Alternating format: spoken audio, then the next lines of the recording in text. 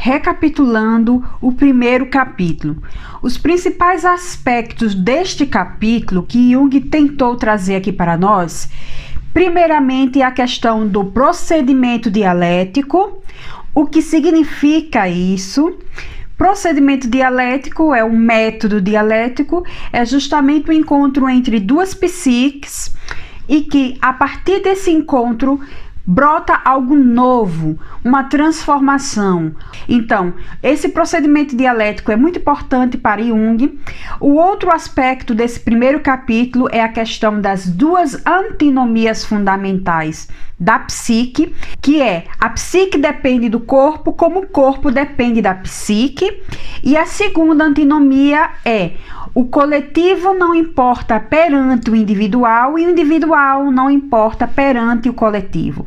Então, essas duas antinomias são importantíssimas quando a gente vai falar a respeito da compreensão do objeto de estudo da psicologia, que é a psique. Então, são essas duas antinomias.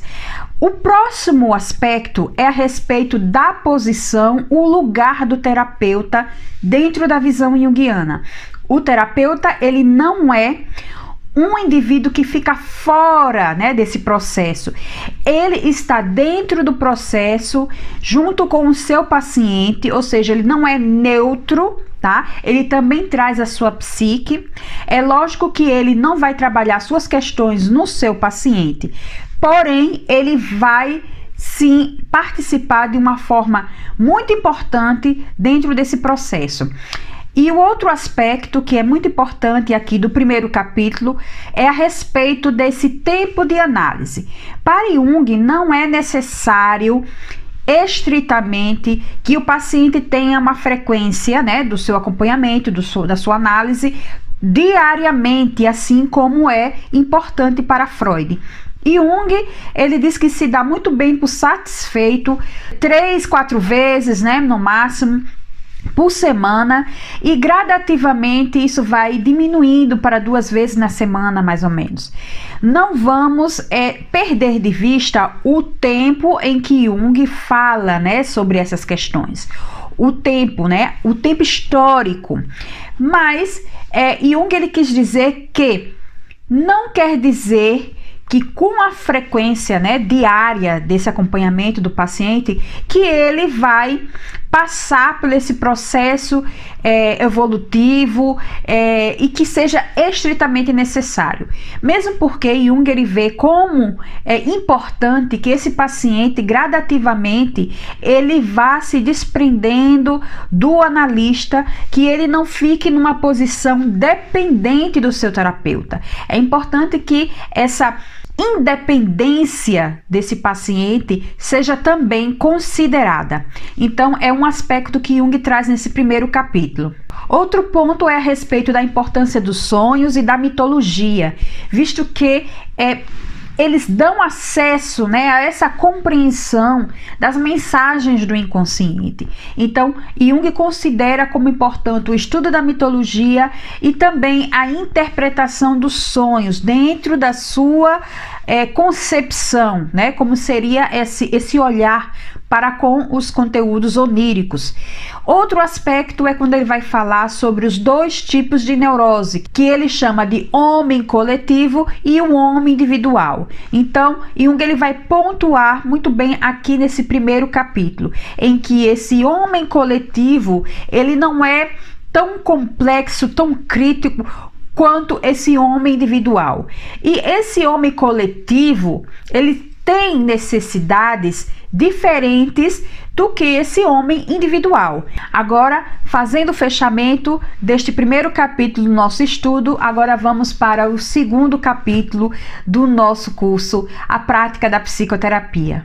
Nesse segundo capítulo a respeito do que é psicologia, do que é psicoterapia, Jung vai abordar algumas concepções a respeito da psique que estavam vigentes naquele momento histórico.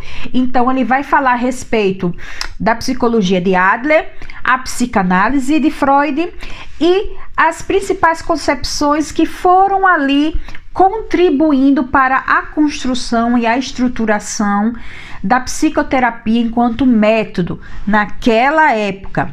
E é importante frisar que Jung ele vai falar a respeito desses dois momentos, né, teórico de Freud, porque sim, é importante.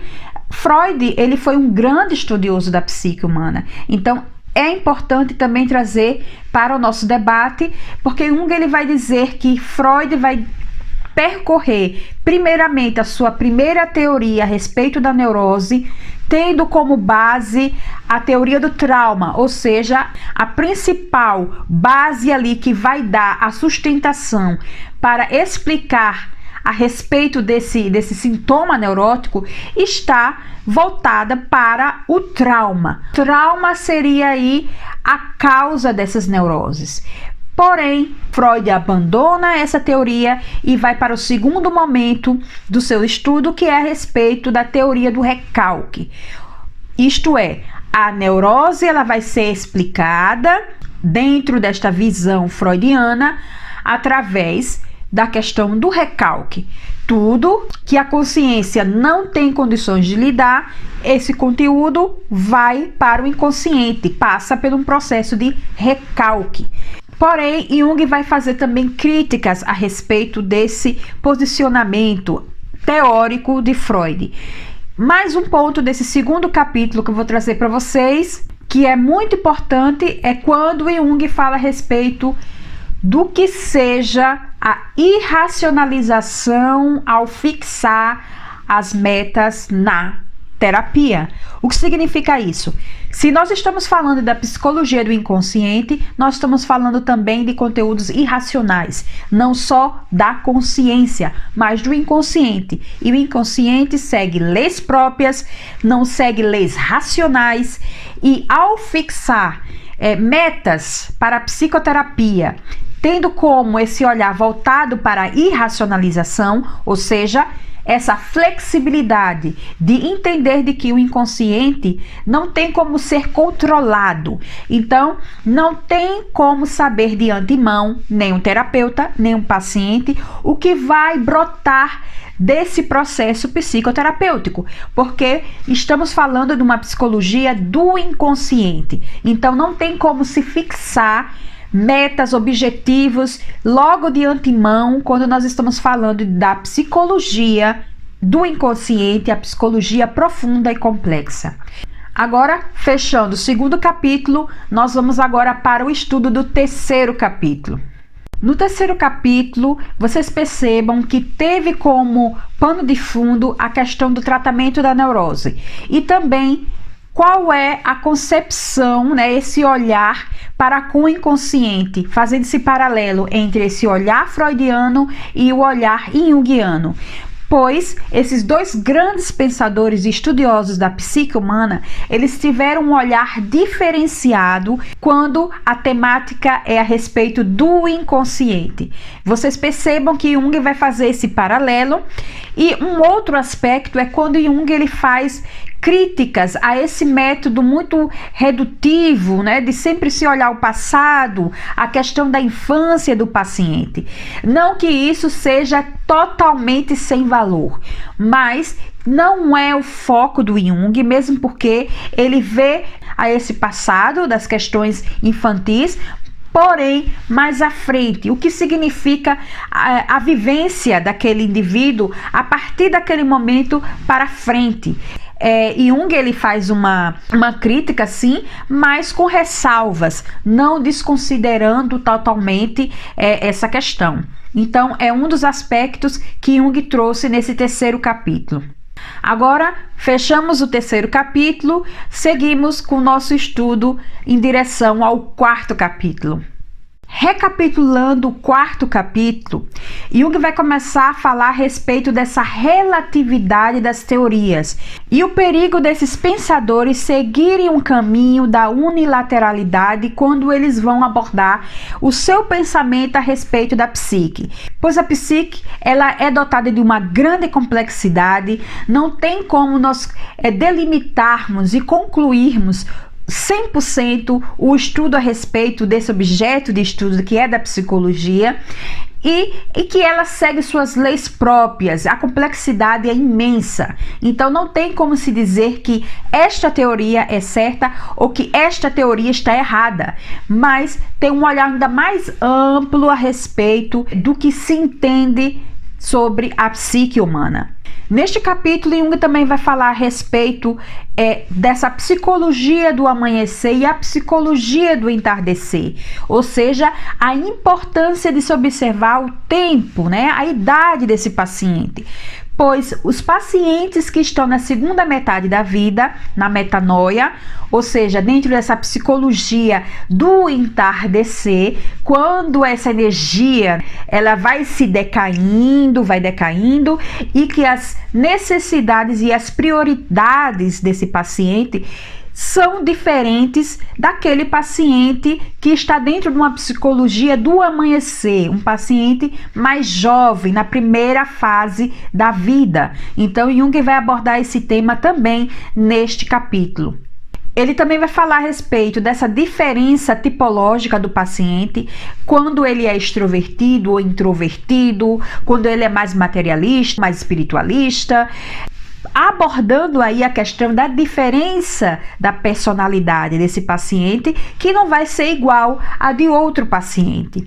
Outro aspecto desse quarto capítulo é quando Jung vai falar também da grande importância dos sonhos, dos conteúdos oníricos e também das expressões criativas que dão acesso ao inconsciente. Então, pensar em psicologia junguiana é pensar em mitologia, em sonhos, em atividades expressivas, a questão da criatividade humana e acesso às mensagens do inconsciente. Então, Jung ele vai pontuar e frisar muito bem neste quarto capítulo.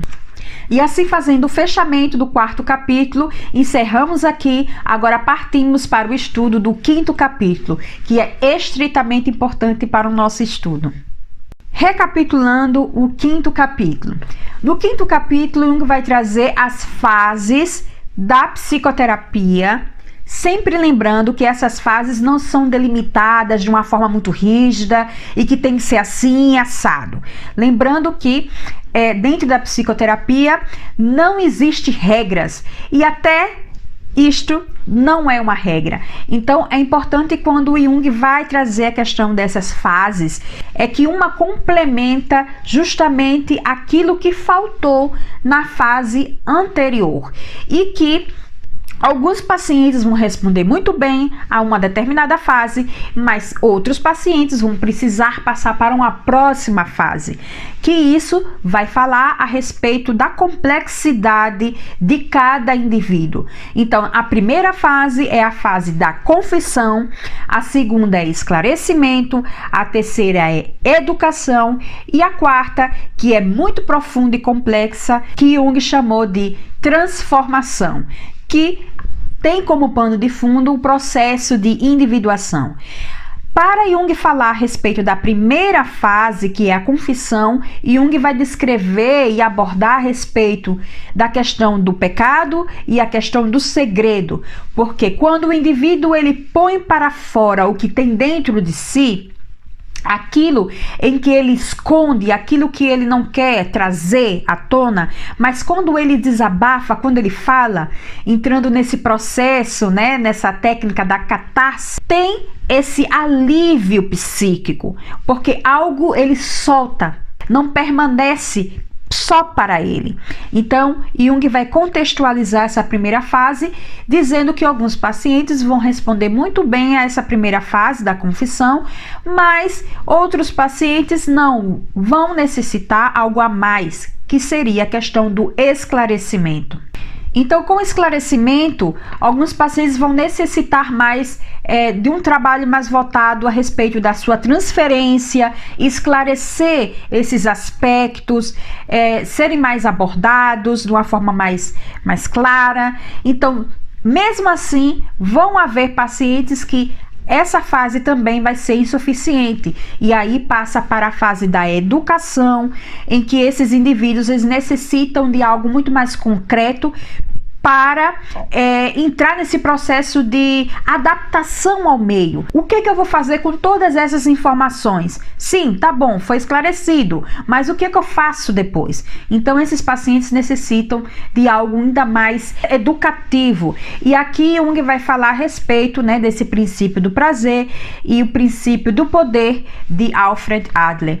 Então, mesmo assim, alguns pacientes, nessa fase ainda vai ser suficiente. Então, vai ser necessário a próxima fase, que é a de transformação, que é uma fase muito mais profunda, que vai lidar com esse autoconhecimento.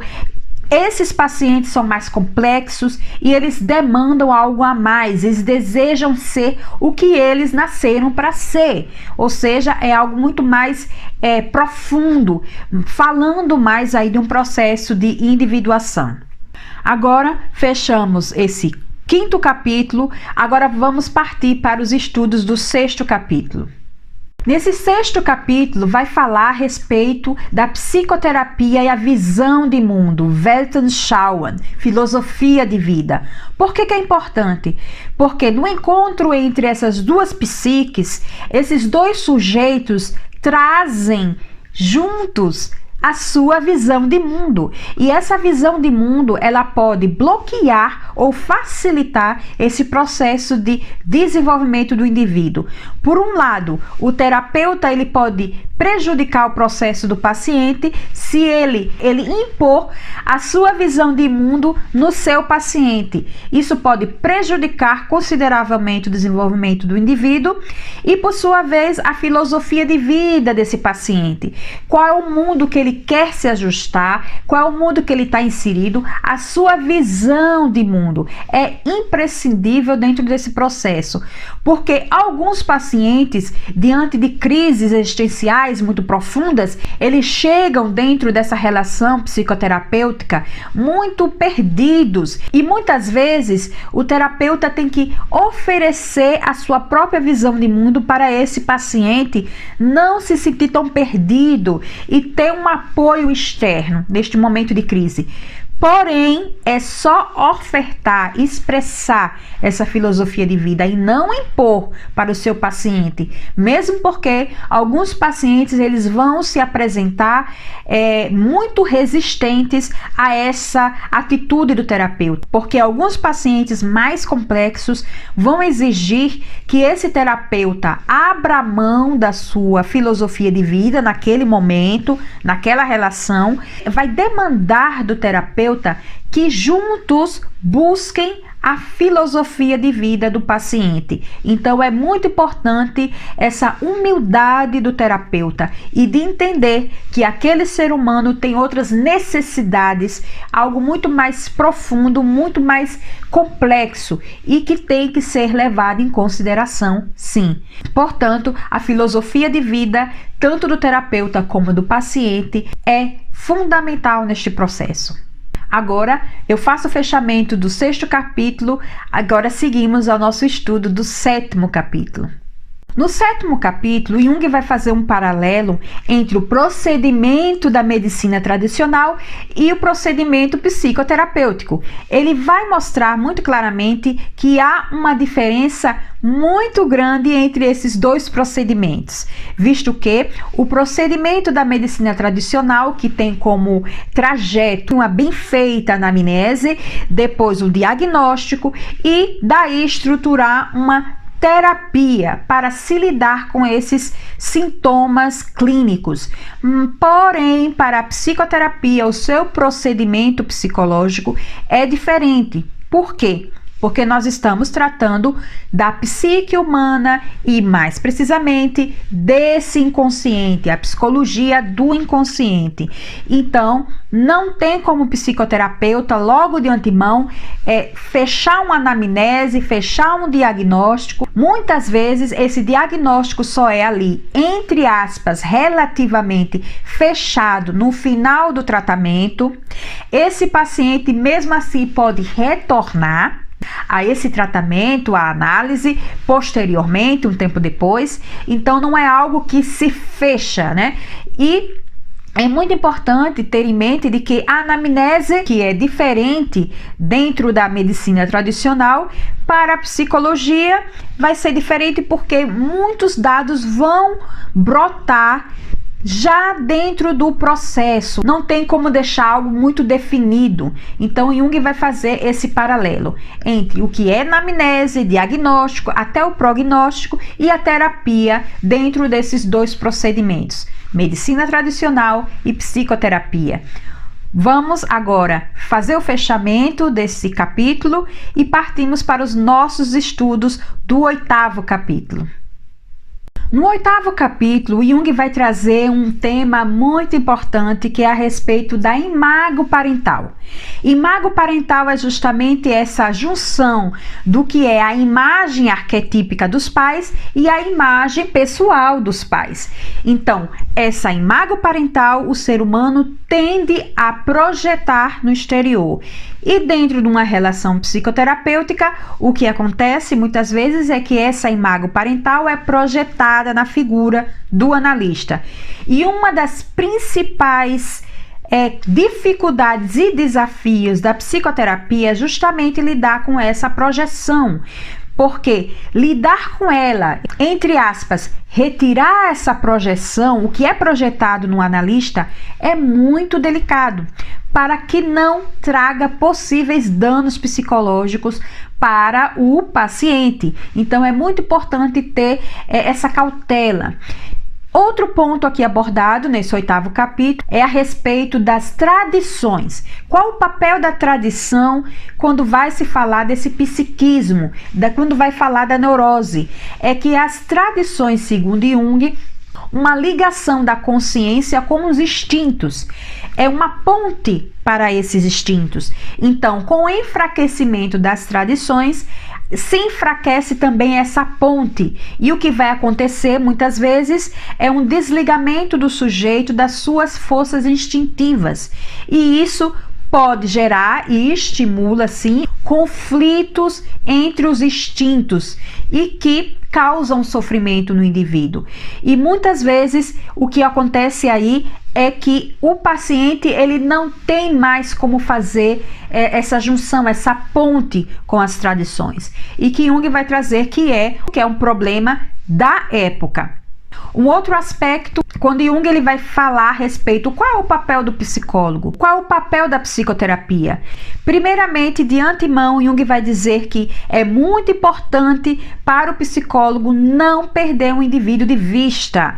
O processo de desenvolvimento psicológico está falando de um ser humano único e não de negligenciar o indivíduo perante a sociedade. Não é papel da psicologia, da psicoterapia trazer para a cena técnicas, ferramentas de alienação do indivíduo.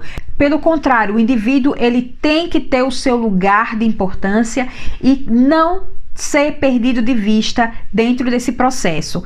E que, claro, quando Jung vai falar de uma forma introdutória, mas ele vai falar pontuando e colocando aí algumas sementinhas para os outros estudos que ele vai abordar em outros textos a respeito do processo de individuação. Então, não é papel do psicólogo e nem da psicoterapia alienar o sujeito para satisfazer o desejo da sociedade. O indivíduo, ele é o foco desse processo. Agora eu faço o fechamento do 8º capítulo, seguimos com os nossos estudos para o último capítulo do livro A Prática da Psicoterapia.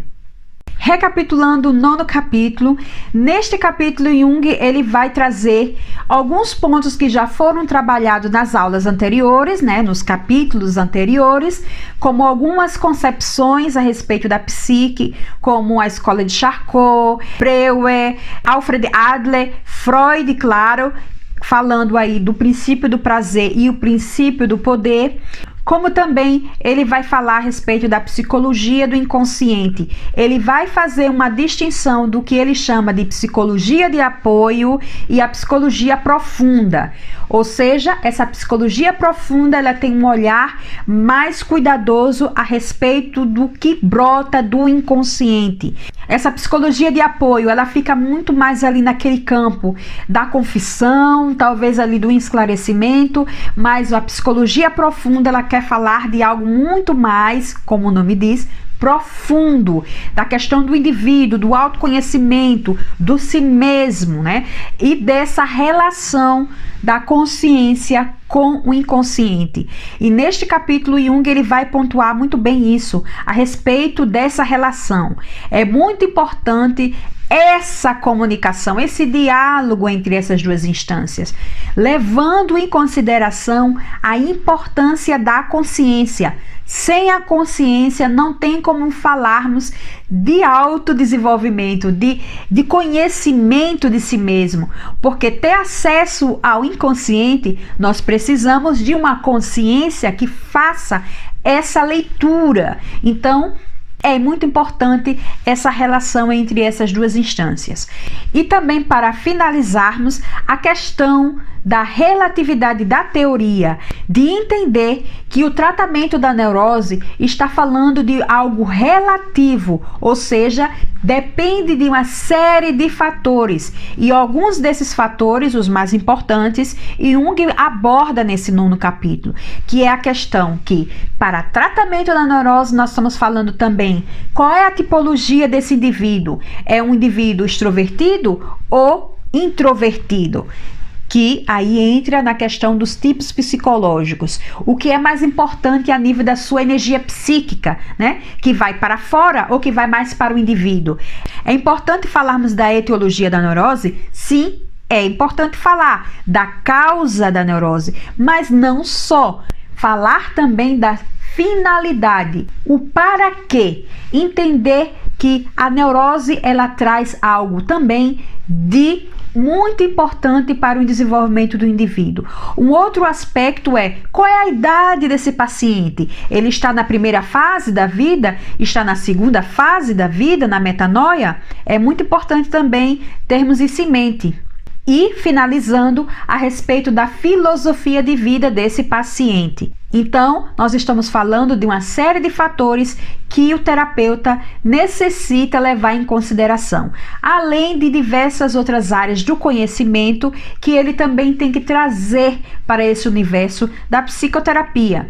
Não para teorizar, mas para sustentar o seu pensamento, qual é o seu entendimento referente à psique, sem perder de vista o indivíduo que está ali na sua frente. E com isso eu faço o fechamento do 9º capítulo e também o fechamento do nosso curso A Prática da Psicoterapia.